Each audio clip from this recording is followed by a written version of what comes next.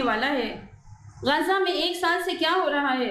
औरतों पर जुल्म, बच्चों पर जुल्म, बूढ़ों पर जुल्म, कमजोरों पर जुल्म। स्कूल को निशाना बनाया जा रहा है, हॉस्पिटल्स को निशाना बनाया जा रहा है, घरों को निशाना बनाया जा रहा है, कैंप्स को निशाना बनाया जा रहा है। ह्यूमन राइट्स के बड़े बड़े दावे करने वाले और उसके झंडे उठाने वाले अपने पैरों से इंसानी हुकूक को रौंद रहे हैं।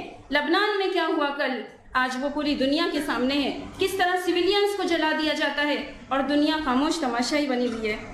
हमारे देश के बारे में एनसीआरबी का डेटा ये कह रहा है कि पिछले 8-10 सालों में लिंचिंग के वाक़यात में जो बढ़ोतरी हुई है, इंसानी जान के एहतराम के ताल्लुक से जो बातें सामने आई हैं, तो हम ये देखते हैं कि 8-10 सालों में जो नफ़रत को भड़काया गया वो पिछले 8-10 सालों में पिछले सालों के मुकाबले में 500 गुना ज़्यादा है।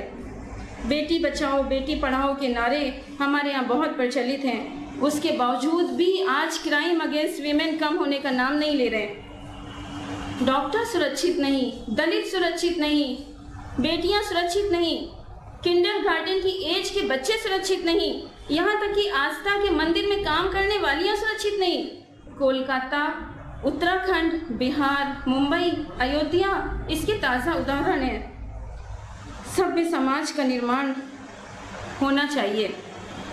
इसकी वजह ये है कि जब तक हमारा अंतःकरण, हमारी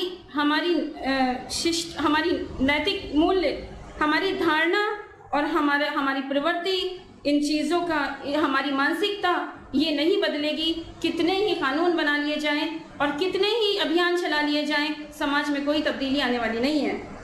सभ्य समाज का निर्माण कैसे हो, उसका एक उदाहरण मैं आपके सामने पेश करती हूँ।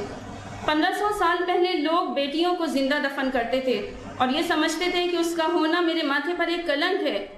ऐसे वक्त में, ऐसे समाज में एक आवाज़ गूंजती है हज़रत मोहम्मद मुस्तफ़ा सल्लल्लाहु अलैहि वसल्लम की, और वो ईशदूत कहता है कि जिसने बेटियों का लालन पालन और उनकी शिक्षा दीक्षा अच्छे से की, तो फिर वो स्वर्ग में मेरे साथ ऐसे रहेगा जैसे 2 उंगलियां। उसने बताया कि जन्नत माँ के कदमों के नीचे है। चुनांचा हम देखते हैं कि धीरे धीरे वही समाज बेटियों के पैदा होने पर गौरवान्वित महसूस करने लगा। हुकूक इंसानी का सबसे पहला चार्टर हज़रत मोहम्मद मुस्तफ़ा सल्लल्लाहु अलैहि वसल्लम ने दिया, तो ऐसा समाज वजूद में आया कि एक औरत सना से हिजरे मौत तक सोना उछालते हुए अकेले सफ़र कर रही है और कोई उसको आंख उठाकर देखने वाला नहीं।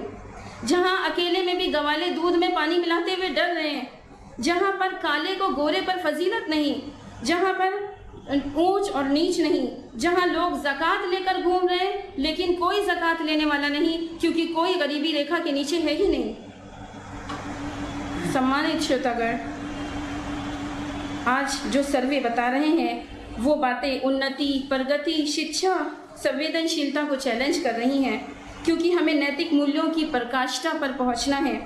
हमारे राष्ट्र का विश्व गुरु बनने का जो सपना है वो तभी पूरा होगा जब राष्ट्र में रहने वाले लोग आपस में प्रेम, सद्भाव, डिग्निटी और एक दूसरे के सम्मान के साथ यहाँ पर जिएंगे। हमारे संविधान की जो प्रस्तावना है वो डिग्निटी, फ्रेटर्निटी और मॉरल वैल्यूज़ की बात करता है। हमारा देश multi religious, multi cultural, multilingual और मल्टी रेशनल है। यहाँ हमेशा से प्रेम, स्वभाव और सनातन परंपरा रही है। जमात इस्लामी हिंद आपको इस महत्वपूर्ण अभियान में शामिल होने के लिए आमंत्रित करता है, जहां हम सब आपसी प्रेम और सद्भाव के साथ ऐसी दुनिया का निर्माण कर सकें जहां नैतिकता को कैद नहीं बल्कि आज़ादी के रूप में जाना जाता हो, जहां पे व्यक्ति और समाज को सशक्त बनाने के उसूल हों, जहां पे नैतिकता को एक ताकत के रूप में जाना जाता हो।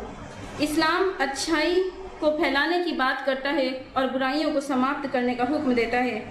कुरान की शिक्षाएं नैतिकता को बढ़ावा देती हैं और अनैतिकता के पतन के लिए हुक्म देती हैं, उसके समापन का हुक्म देती हैं। आइए हम सब मिलकर सभ्यता के नाम पर बढ़ती हुई अनैतिकता और नैतिक पतन के तूफान को रोकने के लिए एकजुट होकर लोगों को उस मार्ग पर ले जाएं जो सफलता, शांति और समृद्धि की गारंटी देता है। मैं अंत में कार्यक्रम के आयोजकों को मुबारकबाद देती हूं और इस बड़े प्रोग्राम के लिए मैं आभार प्रकट करना चाहती हूं कि उन्होंने मुझे भी अपने विचार प्रकट करने का यहाँ पे अवसर प्रदान किया। मैं आशा करती हूं कि समाज के नव निर्माण के लिए जिन जिन नैतिक मूल्यों की आज चर्चा होगी उनका धरातल स्तर पर भी इम्प्लीमेंट करने की हम सब मिलकर कोशिश करेंगे और नई पीढ़ी के अंदर ऑनेस्टी, ट्रस्ट, केयर जैसे मूल्य लाने की कोशिश होगी। सूरह निसा आयत 26 में अल्लाह ताला इरशाद फरमाते हैं, अल्लाह चाहता है तुम पर उन तरीक़ों को स्पष्ट कर दे और तुम्हें उन लोगों के तरीक़े पर चलाए जिनकी पैरवी तुमसे पहले के लोग किया करते थे। वो अपनी रहमत के साथ तुम्हारे तरफ मुतवज्जा होने का इरादा करता है। वो अलीम भी है और दाना भी।